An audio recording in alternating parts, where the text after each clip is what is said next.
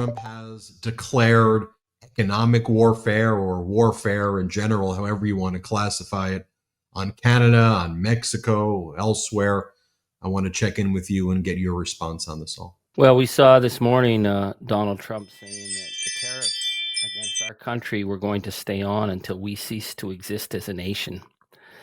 That is a line in the sand that has been drawn, and we understand what that means.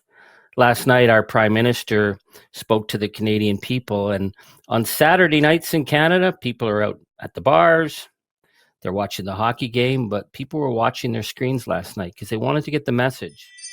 Is this a moment when we all stand up and defend our nation? And it was a pretty clear message. I was proud of the Prime Minister, but I'm hearing it from people. I'm hearing it from people on the streets. I was in a coffee shop today. People were coming up to me and I said, hey, simple thing, you can do your part. Don't buy American. And they said, what are you talking about? We stopped buying products in the grocery stores over a week ago. We check everything we buy. So here's how it's going to go down. This is going to be very rough. But the big wake-up call is for our American friends. For example, Kentucky, the number one purchaser of Kentucky spirits in the world is Canada, and all our provinces have just pulled it off the shelves. So that's the first hit that we push back.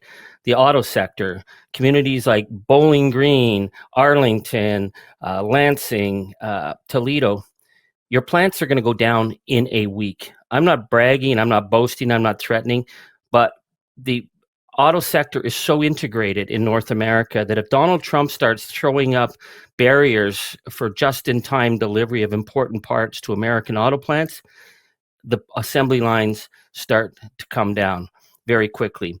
And the big difference here is that Canadians know what's coming. We're expecting that we're in the fight for our lives. We are hunkering down. We are coming together in a way that we never come together before. But we look at our American neighbors and you're divided, you're distracted, and you don't see the punch that's coming. And that counter punch that's going to come from Canada is going to hurt heavily. We know it's going to hurt us, but we have no choice because Donald Trump says this is about the future of our nation. So we will take the body blows. My question is, our American consumers, our American voters who haven't voted to launch a war against their best friends and their best neighbors, but just because Donald Trump said so, are they going to go along with this? So this is what we're going to see in the next coming weeks. Humane biomedical research with rabbits is behind the development. Charlie, I often ask you this at the end of our interview, but let me ask it right now. It feels the appropriate time to ask you, where I say, we know that Donald Trump and his team watch this. This YouTube channel gets more views than Fox, CNN, MSNBC. So we know their people are watching it right now. I want you to direct a message right now directly to Donald Trump and his regime. Well, Donald, you really need to understand that your decision not to take a fight with Putin, because you don't have the guts, your decision to go soft on China, which has been long identified as a major trading threat and a potential geopolitical menace to the future of America. You decided you're going to pick on Panama, you're going to go after Denmark, you're going to go after your nice Canadians. Well, nice Canadians are nice until we're not. Just ask any of the Nazis that we fought in Europe. Canada is united. We love to squabble amongst ourselves. I won't deny that, Donald. We love to squabble amongst ourselves. But when you tell us that we're not going to have a future as a nation, well, guess what? The fight's coming to you. We will take whatever pressure you throw, and we will throw it back even more. We're ready for this. We're united. We know who we are as a nation, and we're proud of it, and we have a legacy to protect because our uncles, our grandfathers, they went and they fought all over the world so that other people would live in freedom. And we have never, unlike our friends in the United States, we have never lost a war we took part in because we only fight for other people to live in freedom. So you're going to take us on, Donald? I think you're going to think this twice. I think you're going to blow hard. You're going to shout and stamp your feet. But if you want to see this through, we'll be there on the other side. We will be one day longer than you, and we will be one day stronger, and we will be united. So, Donald, do what you're going to do. We will have no parry with grifters and criminals that you have brought. We'll do our best. You do your worst. Let's talk about the group that you've assembled of cultural leaders, entertainers, everybody from chefs, musicians, political leaders across all parties. You're one of the leaders of this in bringing everybody in Canada together. Can you talk about that? Can you talk about the unity in Canada? Can you talk about the almost war footing, if you will, that exists right now in Canada, ready to fight, ready to battle, ready to take on the predator, Donald Trump? We really are on a war footing. I've talked to many people who have been sending me pictures of their uncles and their grandfathers, who landed on the beaches of Normandy, who chased the Nazis out of Europe. We fought fascists all over Europe. That's what I'm getting from people. So when we put out this pledge for Canada, and what the pledge is to stand for our values of decency, our values of democracy, our values of inclusion. And we asked people to sign on. And what we've seen, just the other day, we picked up the former Conservative Prime Minister of Canada, Kim Campbell, signed on. We've got fiery premiers from across the country who've been legendary in Canada signing on from across political stripes. We've got some of our most famous musicians and artists signing on. We've got thousands and thousands of people signing on.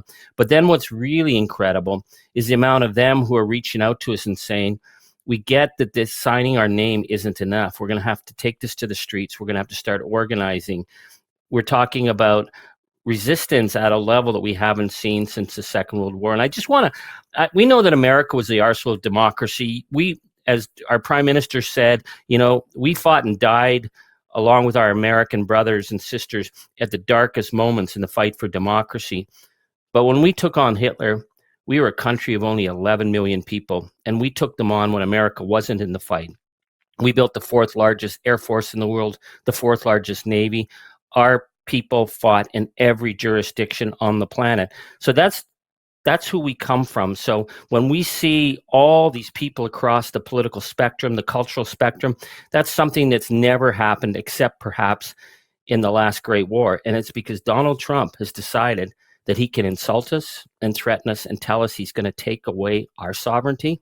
It's never, ever, ever going to happen. So guess what? It's going to hurt. We know it's going to hurt. But I'm telling my friends in Buffalo, I'm telling my friends in Kentucky, I'm telling my friends in Michigan that get ready, because the pain is coming your way too, because we will fight back punch for punch, pound for pound, dollar for dollar, because it's about our freedom as a nation. Charlie, everybody in Canada knew you as a fighter. It's been an honor to introduce you to American audiences and maybe those internationally who don't know Charlie Angus, but you haven't only now become a leader in the resistance in Canada, you're looked to across the world. I know we have a lot of supporters in Europe, people from Denmark, and I'm sure you hear from a lot of them, people in Greenland, people in Scandinavian countries who are very worried about Putin, people in Poland, people in the UK, people in Germany. They're looking to you as well. So why don't you give your final message right now to the international community? And we here in America at the Midas Touch Network stand in solidarity with peace-loving democracies across the world. Not all of us here are Trumpians. In fact, 75 million of us tried to stop this from happening. But set that aside. I want you to give your message right now to the world, Charlie Angus. When people reach out to me from Finland, when they reach out to me from Denmark, when they reach out to me from Ireland, from the UK, from Poland, from Ukraine, they're not reaching out to me. They're reaching out to Canada because of what our flag symbolizes and our commitment to freedom. And they know that commitment. And we're in this together.